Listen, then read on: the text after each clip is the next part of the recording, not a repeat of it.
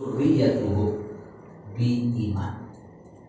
Walladzina amanu, dan orang-orang yang beriman. Wattaba'hum, dan orang-orang yang mengikuti mereka.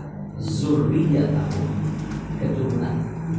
Artinya orang-orang yang beriman jo keturunannya bi iman, yang 10 beriman. Alhaqna bihim dzurriyyatahum, mereka kami pertemukan dengan anak cucu mereka. Dzurriyyatahum, dzurriyyatuh keturunan upat di dalam surga. Wa ma alasnahum min amalihim min syai'in, dan kami tidak mengurangi sedikit pun pahala dari kebaikan mereka.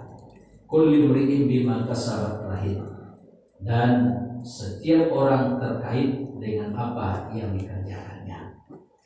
Apa maksudnya ke ibu-ibu apa awak yang beriman, kemudian turunan itu bagi anak, cucu, cicit sampai ke bawah juga beriman, besok akan dikumpulkan oleh Allah Subhanahu wa taala di dalam surga.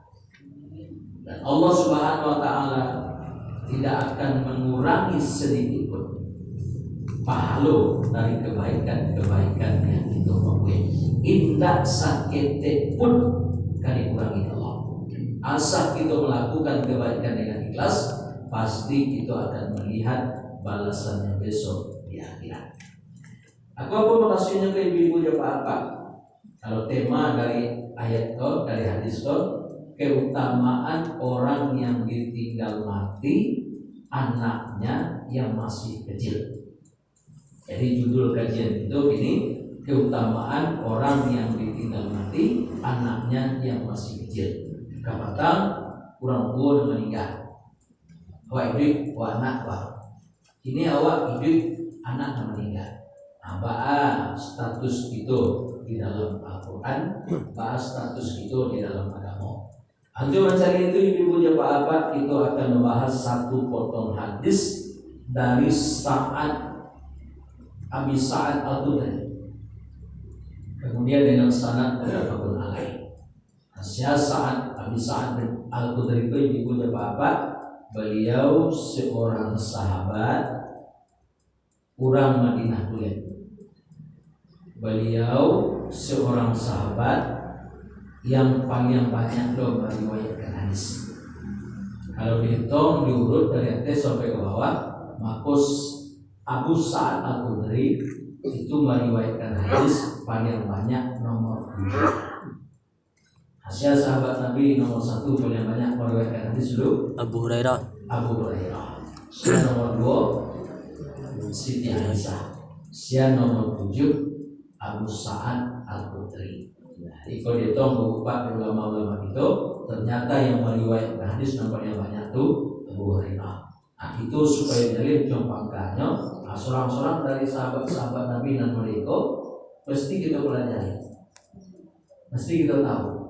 Nah, salah seorang yang paling banyak meriwayatkan hadis masuk 7 besar atau masuk 10 besar adalah Sa'ad Al-Khudri. Apa bunyi hadis dari beliau? Wa an Abi Sa'ad Al-Khudri, dari Abu Sa'ad Al-Khudri radhiyallahu anhu, ridho Allah atasnya, qala, dia berkata, ja'atim ra'atun ila Rasulullah sallallahu alaihi wasallam. Ja'a, datang. Ja'atim ra'atun, datang seorang perempuan ila Rasulullah sallallahu alaihi wasallam, kepada Rasulullah sallallahu alaihi wasallam. Namanya tidak disebutkan siko. Mungkin disebut dalam hadis yang lain namanya disebutkan, tapi kita bahas hadis dulu. Faqalat, dia berkata, ya Rasulullah, wahai Rasulullah, dhahabar rijalu bihadithika, laki-laki telah banyak mengambil hadis dari engkau.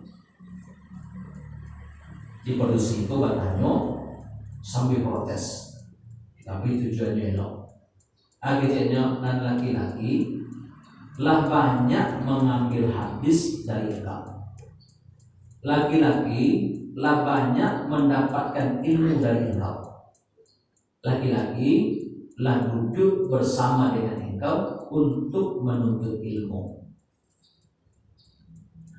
Kemudian faj'al lana min nafsika yauma na'tika fihi, luangkan pula lah waktu untuk kami. Di cemburunya kok laki-laki.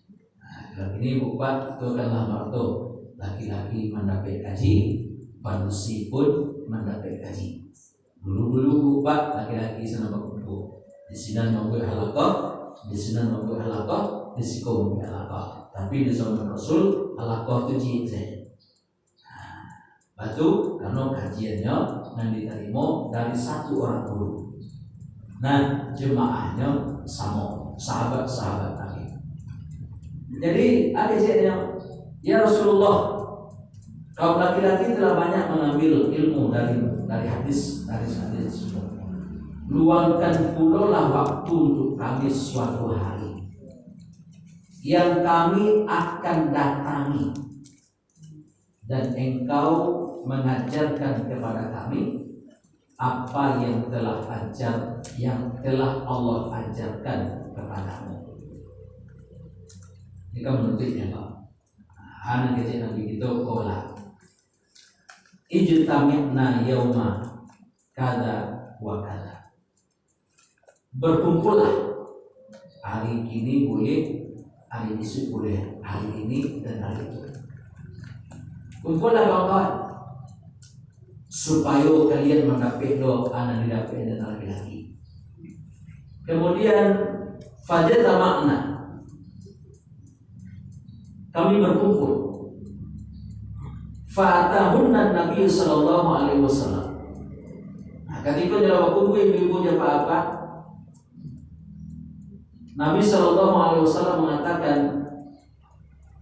fa'allamahunna mimma 'allamahullah. Ketika dalam kumpul, tolong engkau ajarkan kepada kami apa yang telah diajarkan oleh Allah kepada engkau.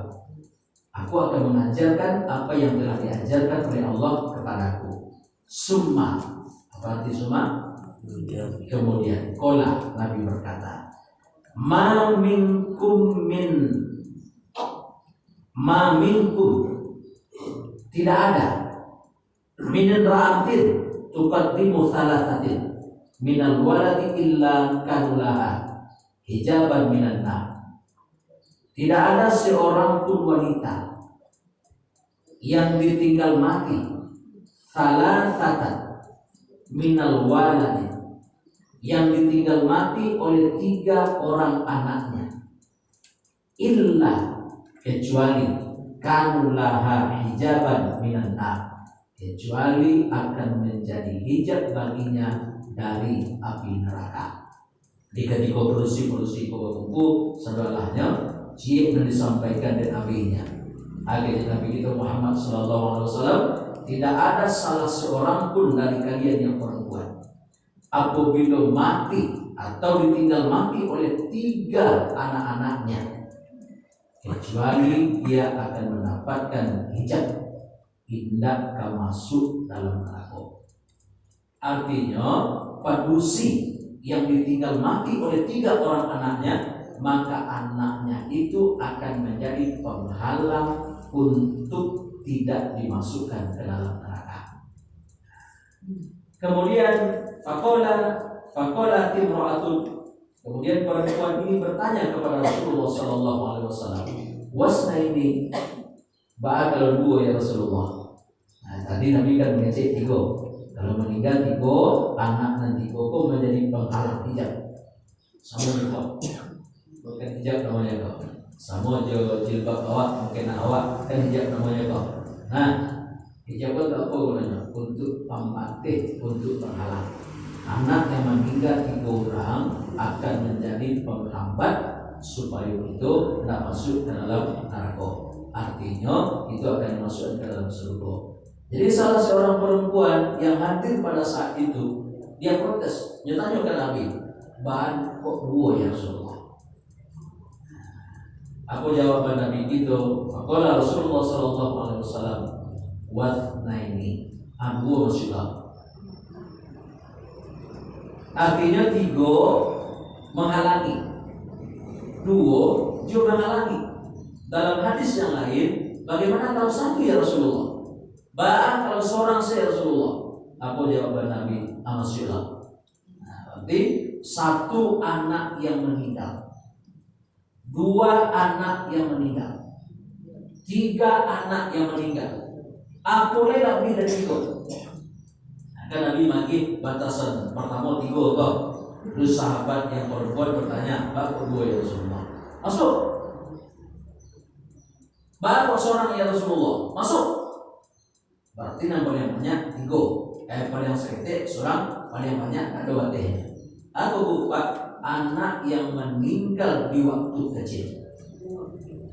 Nah, waktu kecil Pak, Bu, bisa mambek menjadi perintah agar itu tidak dimasukkan ke dalam neraka. Artinya itu akan dibawa ya anak-anak itu masuk ke dalam surga. Tapi untuk kita garis bawahi, itu tentu tidak otomatis. Ada kriterianya.